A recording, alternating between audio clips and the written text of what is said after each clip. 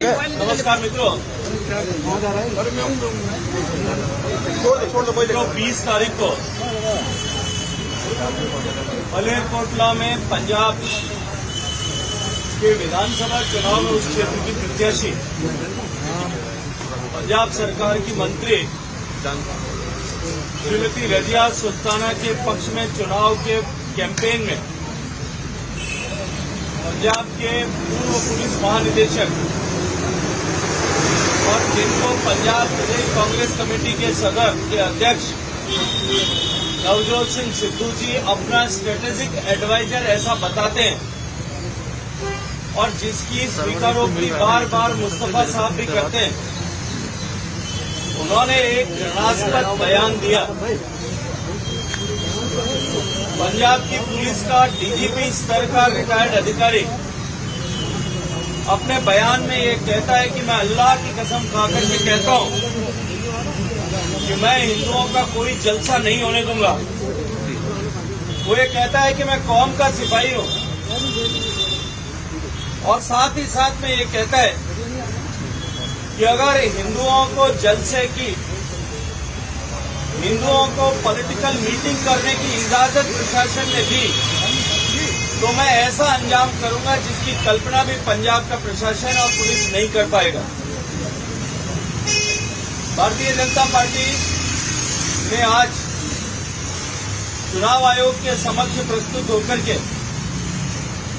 एक प्रतिवेदन दिया है और ये कहा है कि ये जो घटना हुई है, चुनाव आयोग को इसका संज्ञान लेना चाहिए, क्योंकि ऐसा करके उन्होंने न केवल आदर्श चुनाव संहिता का उल्लंघन किया है, अभी तो उसके साथ साथ में उन्होंने peoples representation of people act 1951 का भी उल्लंघन किया है और इसी के साथ साथ में ऐसा बयान और भाषण करके उन्होंने इंडियन पीनल कोड की विभिन्न धाराओं section 153A, section 295A, section 298 IPC और सेक्शन 505 आईपीसी, इन सब का उल्लंघन किया है। हमने आग्रह किया है कि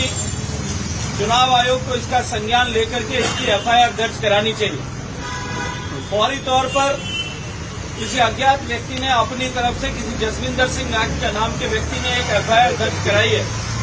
पंजाब पुलिस ने आधी अधूरी धाराओं में उस एफआईआर को दर्ज किया है। हमने आग्रह किया है कि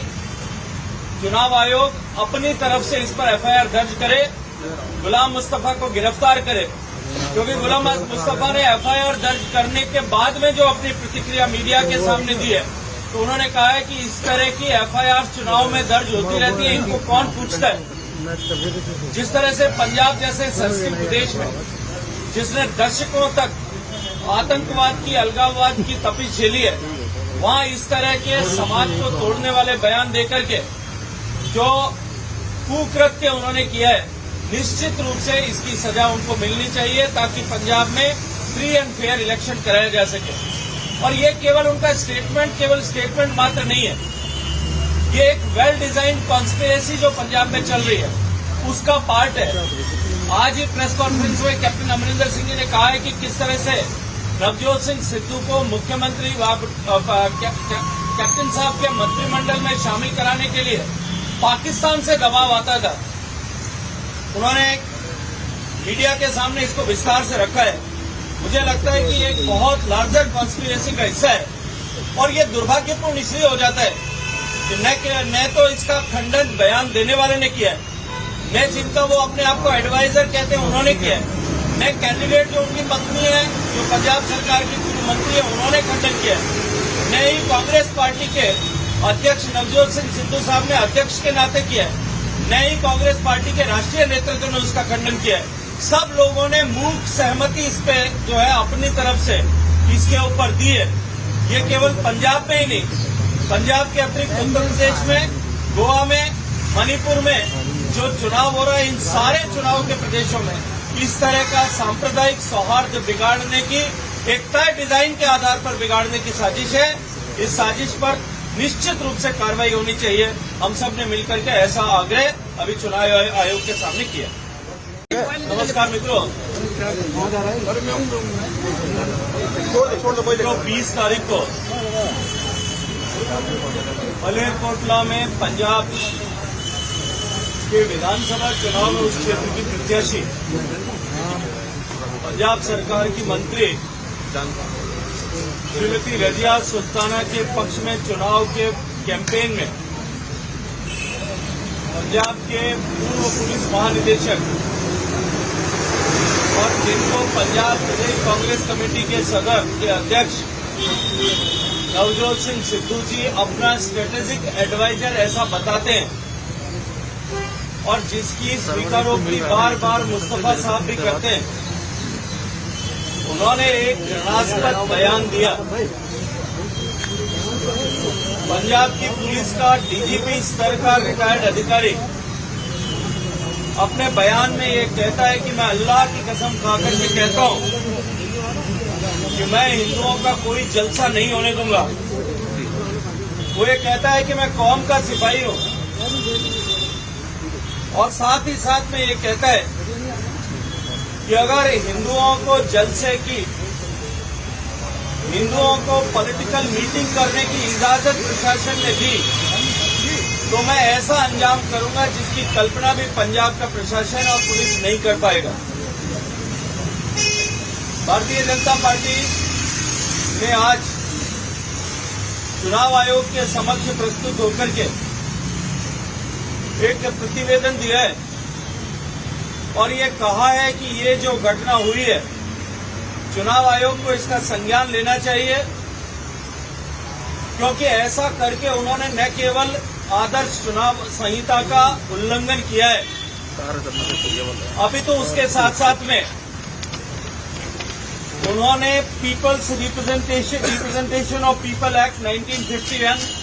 का भी उल्लंघन किया है और इसी के साथ साथ में ऐसा बयान और भाषण करके उन्होंने इंडियन पीनल कोड की विभिन्न धाराओं section 153A, section 295A, section 298 IPC और सेक्शन 505 आईपीसी, इन सब का उल्लंघन किया है। हमने आग्रह किया है कि चुनाव आयोग को इसका संज्ञान लेकर के इसकी एफआईआर दर्ज करानी चाहिए। फौरी तौर पर किसी अज्ञात व्यक्ति ने अपनी तरफ से किसी जसविंदर सिंह नाग के नाम के व्यक्ति ने एक एफआईआर दर्ज कराई है। पंजाब पुलिस ने आधी अधूरी धाराओं में उस एफआईआर को दर्ज किया है। हमने आग्रह किया है कि चुनाव आयोग अपनी तरफ से इस पर एफआईआर दर्ज करे, गुलाम मुस्तफा को गिरफ्तार करे, क्योंकि गुलाम मुस्तफा ने एफआईआर दर्ज करने के बाद में जो अपनी प्रतिक्रिया मीडिया के सामने दी है, तो उन्होंने कहा है कि इस तरह की एफआईआर चुनाव में दर्ज होती रहती है, इनको कौन पूछता है। जिस तरह से पंजाब जैसे संस्कृत प्रदेश में जिसने दशकों तक आतंकवाद की, अलगाववाद की तपिश झेली है, वहां इस तरह के समाज को तोड़ने वाले बयान देकर के जो कुकृत्य उन्होंने किया है, निश्चित रूप से इसकी सजा उनको मिलनी चाहिए ताकि पंजाब में फ्री एंड फेयर इलेक्शन कराया जा सके। और ये केवल उनका स्टेटमेंट मात्र नहीं है, ये एक वेल डिजाइन कॉन्स्पिरेसी जो पंजाब में चल रही है उसका पार्ट है। आज ही प्रेस कॉन्फ्रेंस में कैप्टन अमरिंदर सिंह जी ने कहा है कि किस तरह से नवजोत सिंह सिद्धू को मुख्यमंत्री कैप्टन साहब के मंत्रिमंडल में शामिल कराने के लिए पाकिस्तान से दबाव आता था। उन्होंने